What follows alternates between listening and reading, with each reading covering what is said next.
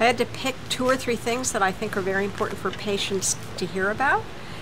The first would be to be able to tell them about many of the really important and interesting projects that NIH has.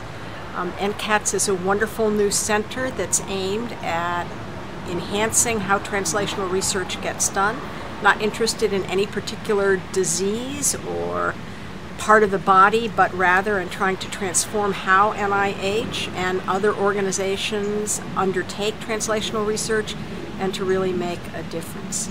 The second point is that for each institute, I think, is trying to address how they can best conduct translational research and also move things from translational projects actually into clinical trials. NINDS has set up some very interesting milestone-driven programs to move potential therapeutics through the translational pipeline and end up with an investigational new drug or an IDE.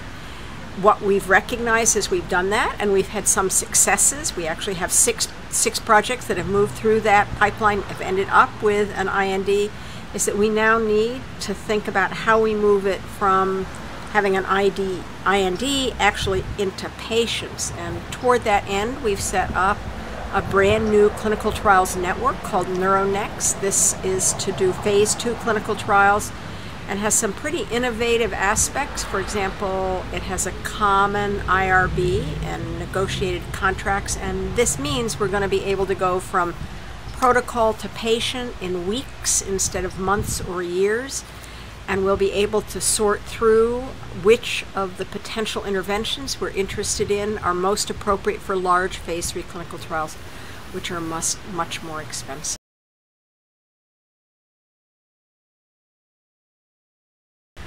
What I didn't say in my talk that I wished I had is that none of this is going to help move treatments to patients if patients aren't willing to participate in clinical trials. And as I look at our pipeline, many interesting basic science advances. We're working on the translation, but what's working least well of all right now is our ability to conduct clinical trials in a timely and efficient fashion. And when we look at where the gaps are, part of it was startup, and we're beginning to address that, how long it takes to get the trial up and going, but then how we can get patients to enroll and contribute. And I know there are some disease areas where patients do a lot of that. Pediatric cancers, lots of patient involvement. Parkinson's, there's more patient involvement, but we've recently had some experience with stroke trials where patients just won't participate. And that means it costs more, takes much more time, and that means we don't have an answer to take to patients and to the physicians as soon as we would like.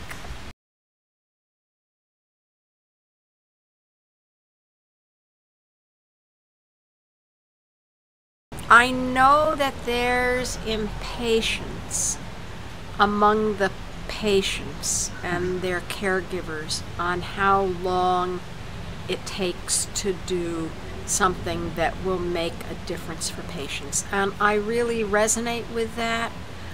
I think we all need to work together to try to figure out where things take too long and how we can move things faster. NINDS is responsible for, depending on how you count, 300 to 600 diseases. If you're a lumper, it's closer to 300. If you're a splitter, it's closer to 600. Many of those diseases have patient organizations, sometimes more than one. And NINDS recognized a number of years ago that having better interactions with those patient voluntary groups was absolutely critical to fulfilling our mission, which is to reduce the burden of neurological disorders.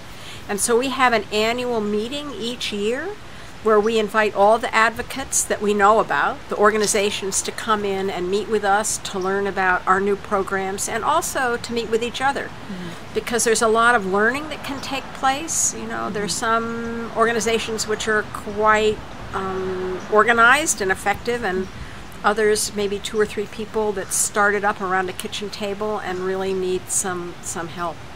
We're going to put together a website, a Facebook page, where we'll put up information, and there'll also be a part of this page where the patients can talk about things kind of separate from NINDS. So we're working on a number of different mechanisms. Another point is that NINDS has program directors. These are the people who manage particular disease portfolios.